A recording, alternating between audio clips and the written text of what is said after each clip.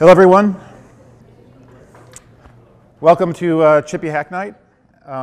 Thank you for coming out today. And some of the goals for tonight is we want to get people exposure with working with actual code bases, like doing code or coding on a project, doing Git merges. And also we want to get people more familiar with the Chippy website so they can help and contribute to the Chippy website if that's a good project that they're interested in.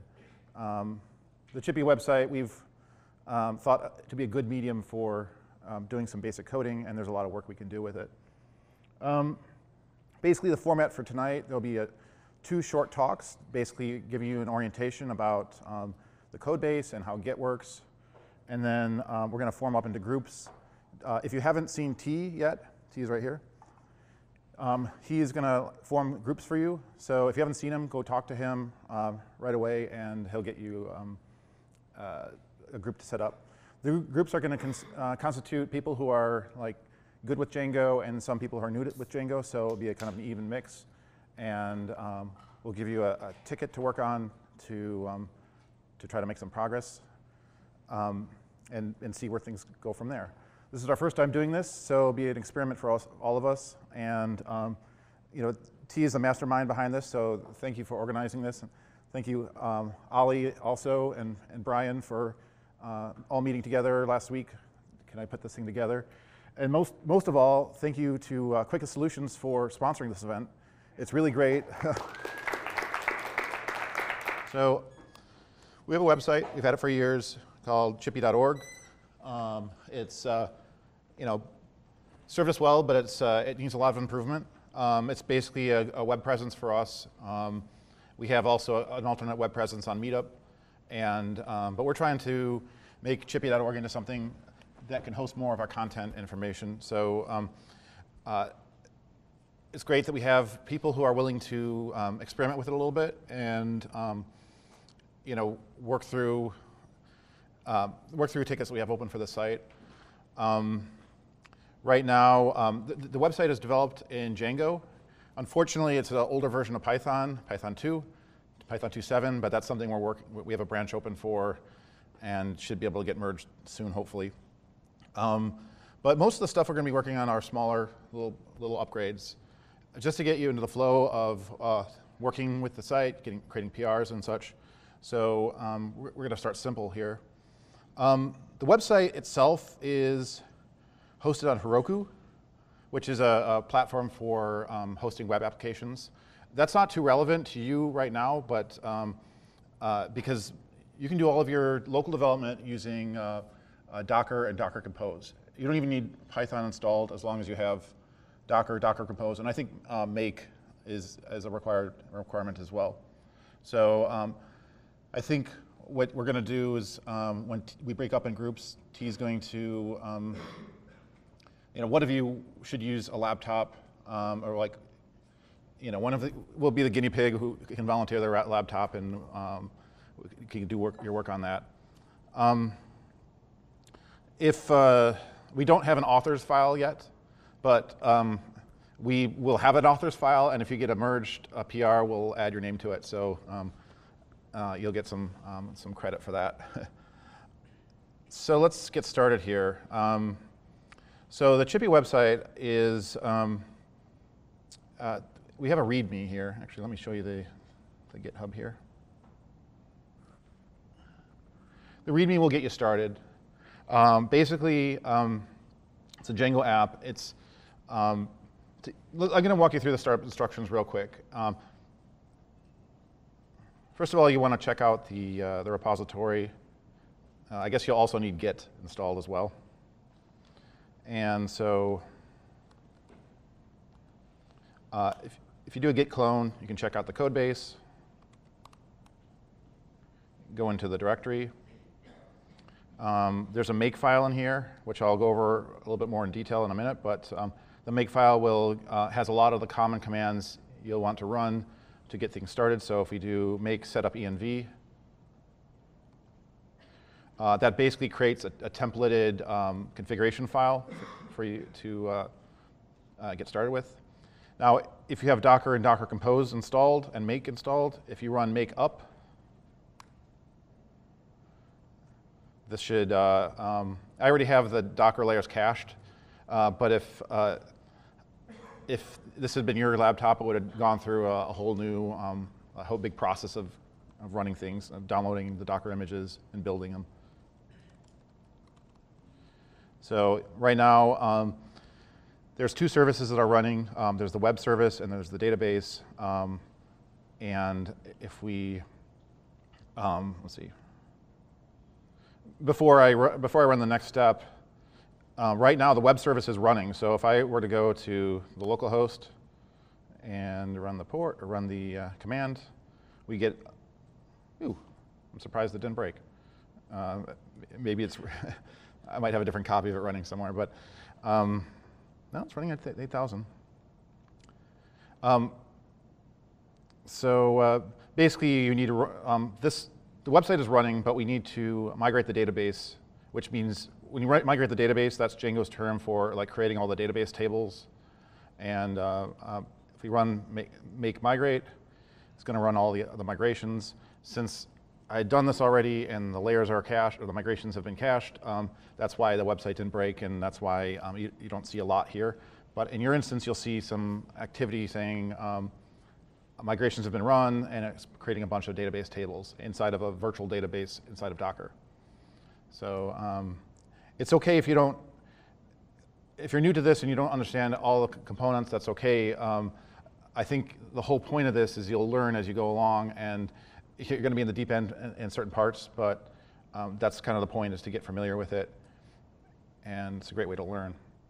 So after migrating the database, which creates the database tables, you need to create a database super user, and you can do that with this command here. And a super user is what you'll use to log into the Django admin interface, which gives you access to the administrative functions of the website. So if I go create super user, it's going to ask me to enter in a name, which I can just go Joe, an email, and give it a password. And now if you go to this, like the drop down by your name, if you go to the admin interface, you'll see you can access the Django admin interface, which is where all of the like entering meetings and such takes place. Entering meetings and announcements and all sorts of stuff.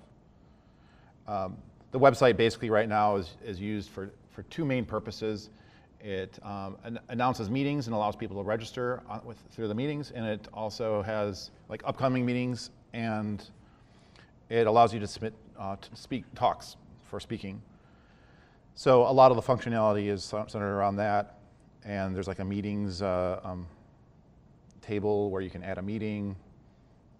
You'll get familiar with this, I think, as you explore around. I think that's part of the fun, but basically that's what this backend allows you to administer all of that stuff. So then, still going off the README, so we were able to go to the admin interface and browse around. So what are the ways we want to ensure like quality for the application is we want to write a lot of unit tests and integration tests for the site. Now, currently, there's not a ton. We've just started adding those, actually in preparation for this talk, so we have like some place to start. But unit tests are important because they ensure that your site is functioning the way you want it to, and that as we have changes come through it, the test will test a certain piece of logic and make sure that it still works, or it works as intended. And so to run the tests for the site, if you run make test,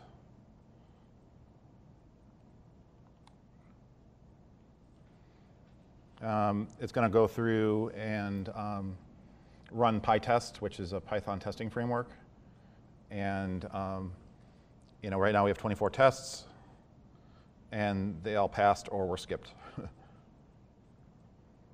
Also, there's a, I don't know if you've heard the term linting, but linting is a process of checking your code for common coding convention mistakes or like naming convention deviations from, Python has a bunch of recommendations for creating like Pythonic code.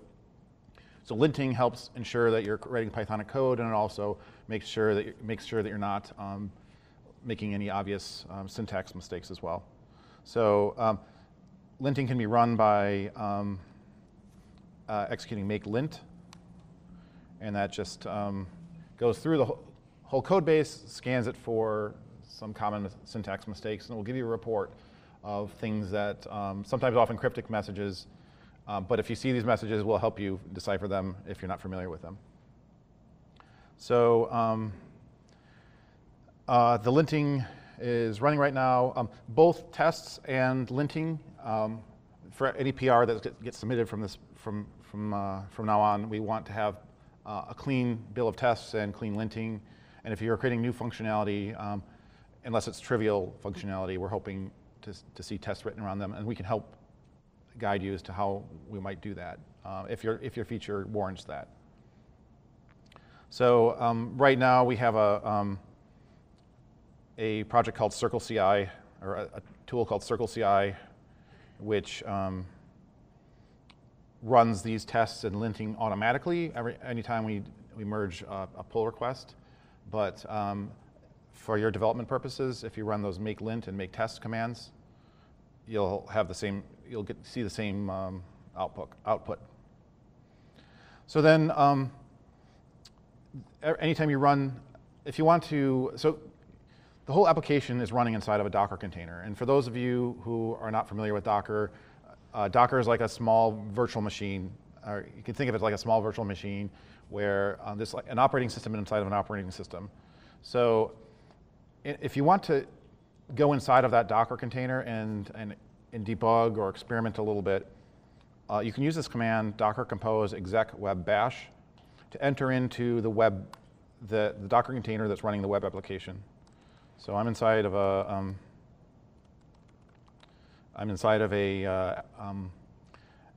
operating system, an Ubuntu-based operating system that's just simply running the Python web application, the Django web app that's hosting the site. And why do you use a virtual environment? That way it abstracts all of the problems you might have like on your host, on your desktop. So everyone might have a slightly different way of setting up their machine, depending on how they kind of have their preferences set up and what software they've got installed on their machine. But if you're inside of a Docker container, you can guarantee that it's going to be set up exactly the way it's supposed to be set up.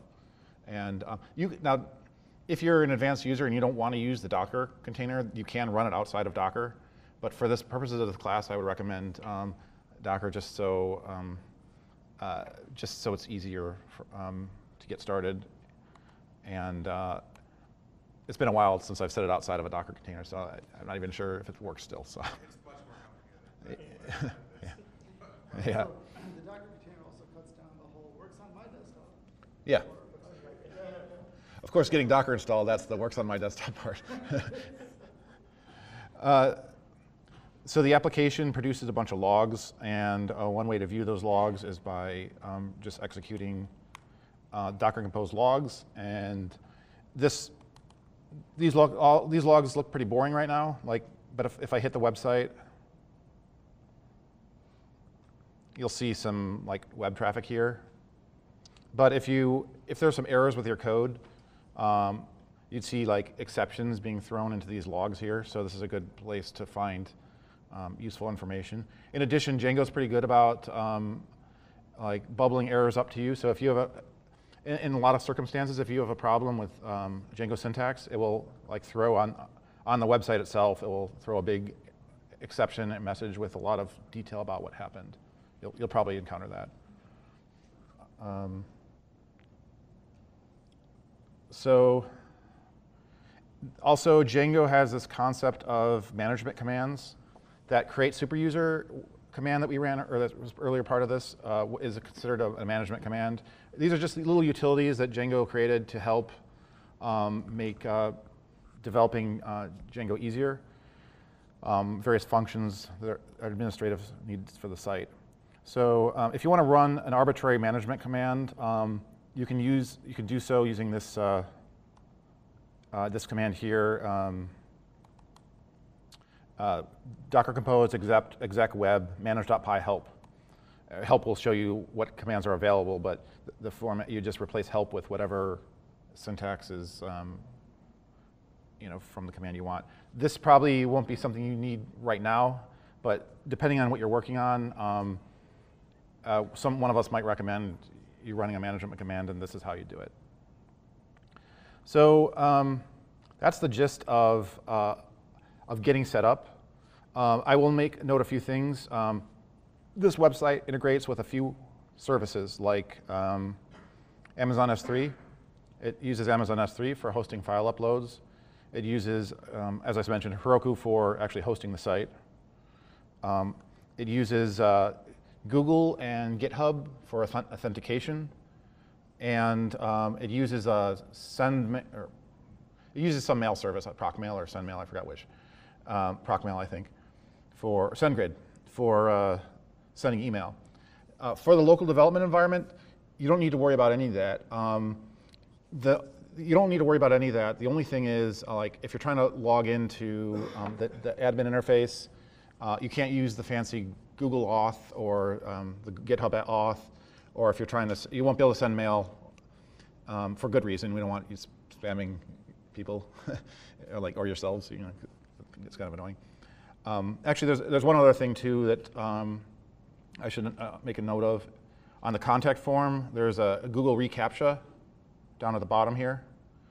If this is also a third-party service, we're using Google's CAPTCHA service, and if you need to use these forms, like the contact form or the submit a talk form, well, actually the submit a talk form doesn't look like it has one, but if you need to use the contact form which has a CAPTCHA on it, we can help you get set up with CAPTCHA keys. They're really easy to register and free.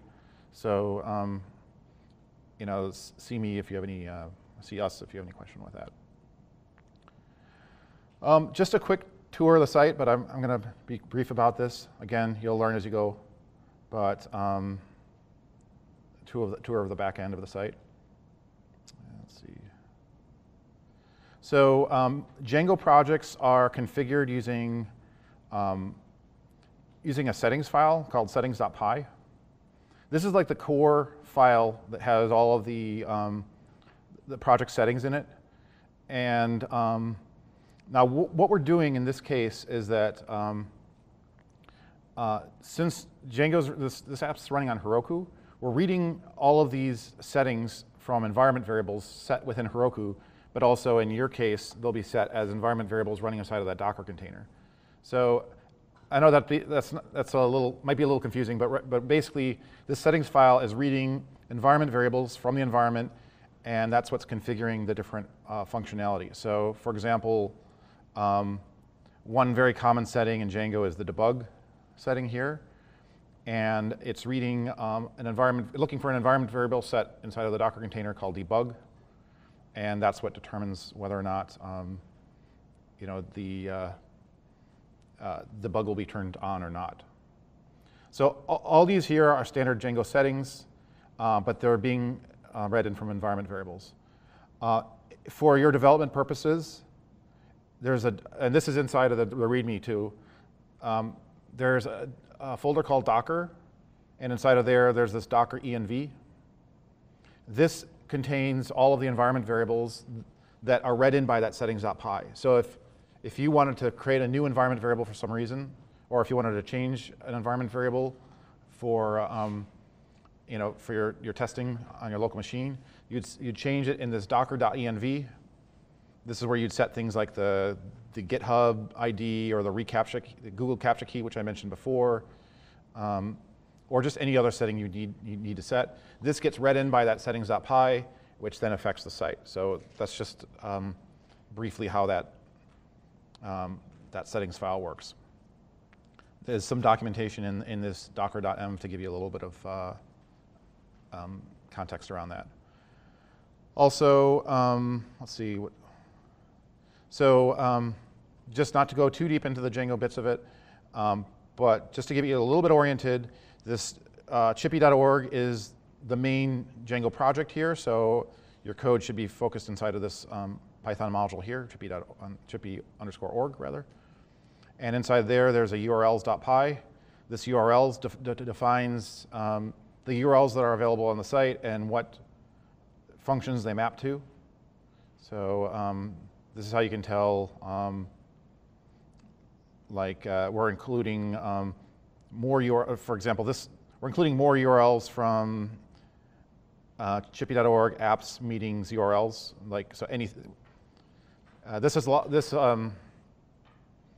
This meetings URL here includes a bunch of other URLs located in this Python module here. Again, not to get too much into the weeds, but this is the main URL file that when you're seeing how a URL is getting routed into your site, you look here and you say, okay, /meetings is the first part of the URL. I'm going to look in the chipy.org apps meetings URLs file to find out how to follow it through. So I can go in this meetings URL, and then there's an RSVP URL inside of this. This is the meetings app. There's an RSVP URL. There's an anonymous or a list RSVP list URL. There's a topics proposed URL, and these all map to different Python views or Django views that we'll use to actually implement the logic of the code. Yeah, sure. Does Django what's their documentation like for describing how to do things? Is it good? So Django's documentation is very good. If you don't know, sometimes you'll be set in the middle of a doc, and so it might not give you the full picture. But the Django docs are a great resource to use, and especially once you're familiar with them, you'll kind of know where to find certain things in them. But I highly recommend using that as a reference as you're going through this. One or two more things before I wrap up, but I just wanted to mention, the Django is broken up into apps. These are logical units of function, that we defined ourselves to dictate how certain parts of the site will work. And we have a meetings app, which does everything related to meetings. We have a profile app, which indicates what users of profile are, a sponsors app. So these apps these are where you'll find a lot of the core logic of the site, including the URLs I was just showing you now. So just to give you a sense, that's an organizational feature of Django that lets you break things up a little bit. And then one more thing to mention is that this models.py in each of your apps, these define the database tables that will be automatically generated by Django. This is where you define the database for your apps. So if you're looking for the meeting or the meeting venue, how do I add a field to the meeting venue? You take a look at the models.py and look for the venue model, and you can see all the fields on here. This is a huge topic in itself, and I don't have time to get into it all. But again, that's why we're here, and you'll have fun learning it. So I guess, do we have any questions before I turn it over to Brian, who's going to talk a little bit about getting the Git stuff set up? Just curious, excuse me, how to look at the database schema. Sure. Migrations, but how do you look at it? So the question is, how do you look at the database schema, the actual database itself, right? So if you take a look at the README here, let's see. So if you go into, if you run, once you have Docker Compose installed, if you go Docker Compose exec db, db comes from the Docker Compose file, which define we have a Postgres database here up and running for your use. So basically, this command is going to say exec into or enter into the database container and run the command bash. And so I'm inside of the database container versus the web application container I was in before. And if I do psql, I think -u. The database hosted on Heroku as well? Everything's hosted on your local machine. So for your local development, when we deploy to production, then everything's hosted on Heroku. But for your development here, this Docker Compose file right here spins up everything you need running locally, so it won't be impactful of anything. So have at it, break it, you know. It's not going to hurt. You also do DB shell for manage, right? Oh, yeah, good point. Good point. That'd be a little quicker. Actually, let me do that instead. So, but just to first explain my first approach, I did Docker Compose exec db bash to execute into the container, and then psql-u to give the user to get into Chippy. But actually, the quicker way, which Ray reminded me of here, is if you go into there's a management command. I forgot if I think there's an underscore, but yeah.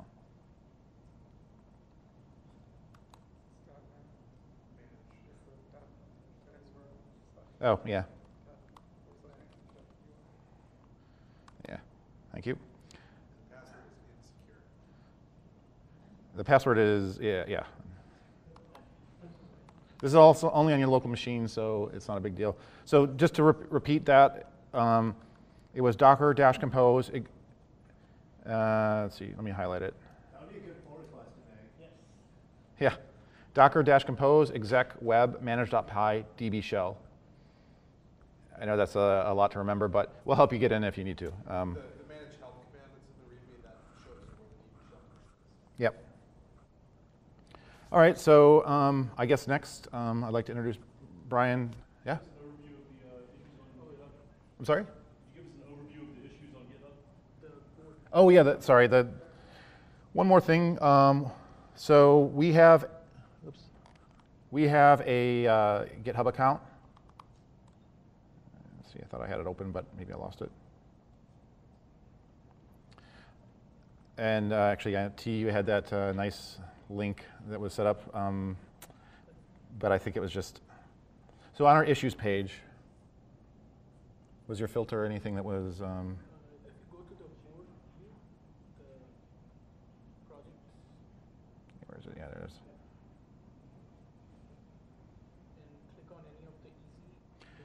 Oh, yeah, here, so we have a project board for Chippy for this sprint, and there's a lot of little assignments here, like a lot of little tickets we put in that would be easy pickings.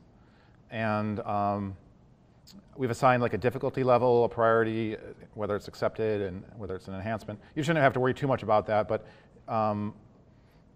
you'll get assigned one of these tickets and based on your group.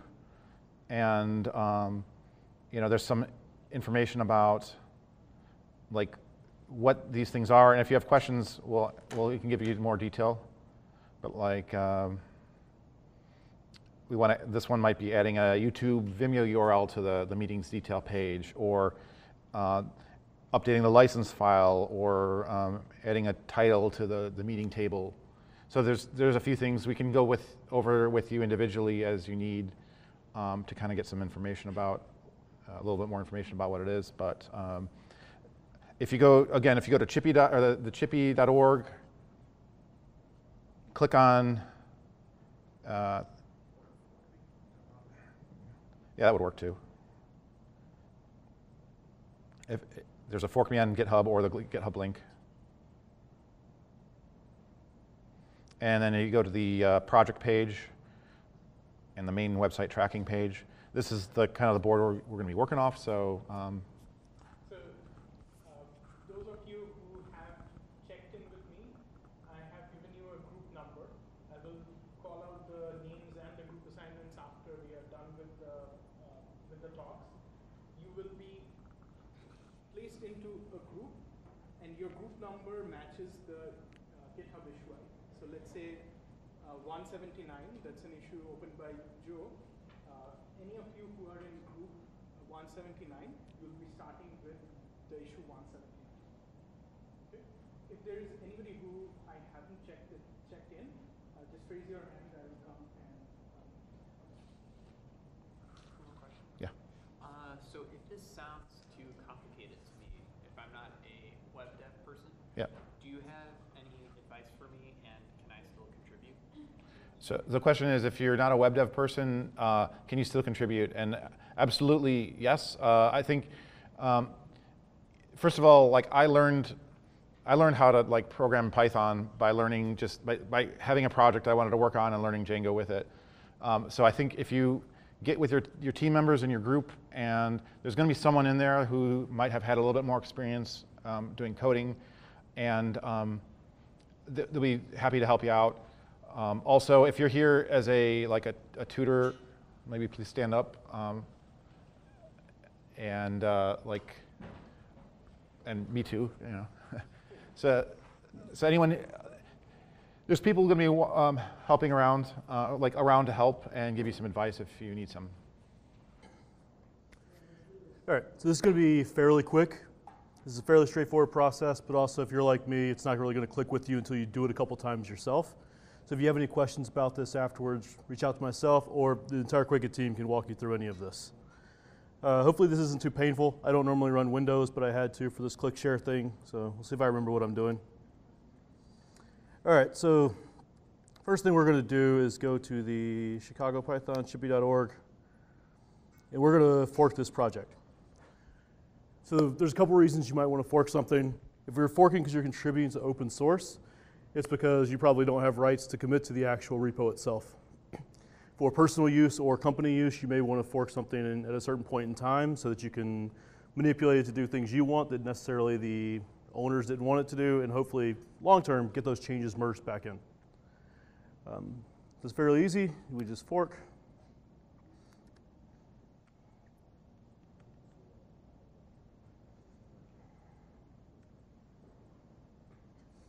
All right.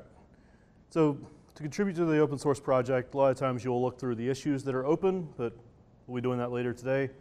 The other thing you can do is if you see something that you think would make a project better, you can open up a pull request for that, and then it's up to the contributors and owners of the repo to decide if they will actually want to accept that.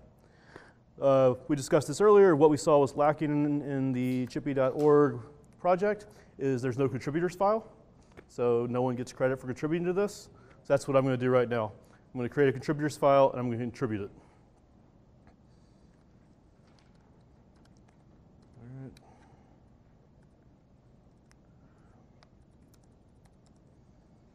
So we just want to git clone, went over this earlier. All right.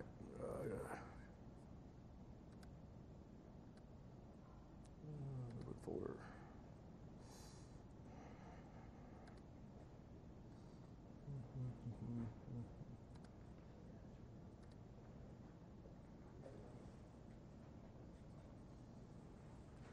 All right, so we'll just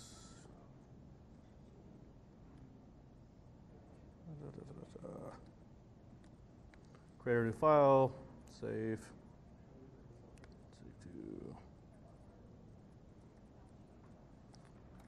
So contributors.md is a markdown file, and it's actually pretty common across open source projects for where you want to go to add contributors. So let's do some fairly simple markdown that just says no problem. chipy.org contributors.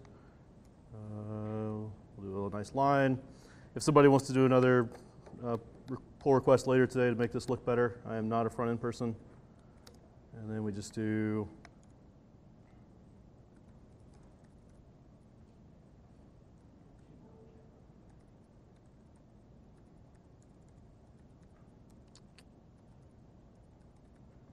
github.com.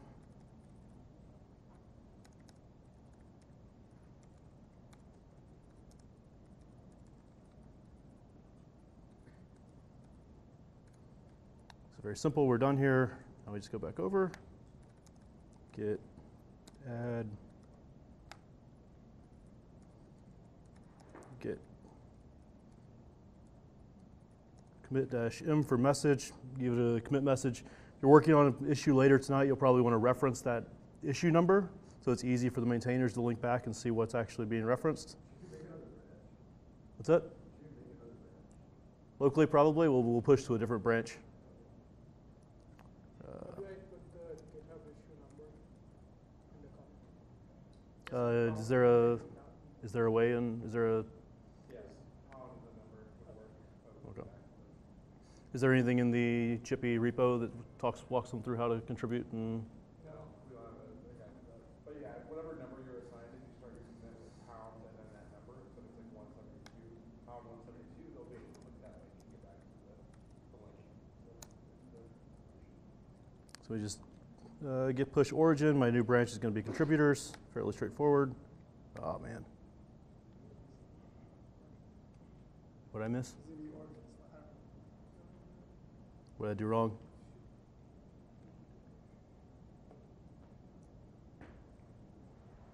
Oh, I know what I did wrong. I did not actually, oh, wait, did I?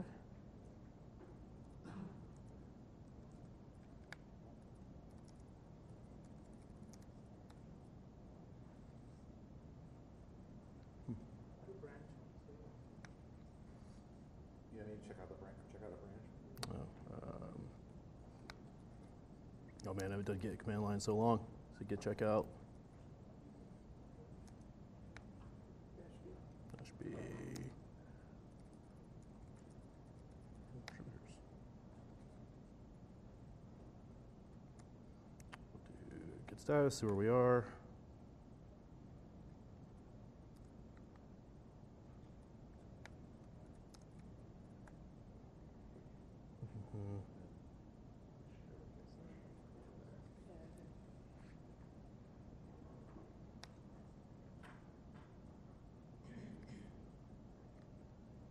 All right, so it's all looking good. Go here. GitHub's really nice. It shows you that something just opened. You want to compare and open a pull request. Just click yes, or click the button. You can see here that the base repository is the Chicago Python group. Their master branch, which I suppose is where you want your pull request going. And then my repository on the contributors branch. So if you have any more notes or comments you want to add about the work you've done, this is fairly straightforward. So there's not a lot to add. I just hit create pull request. There you go.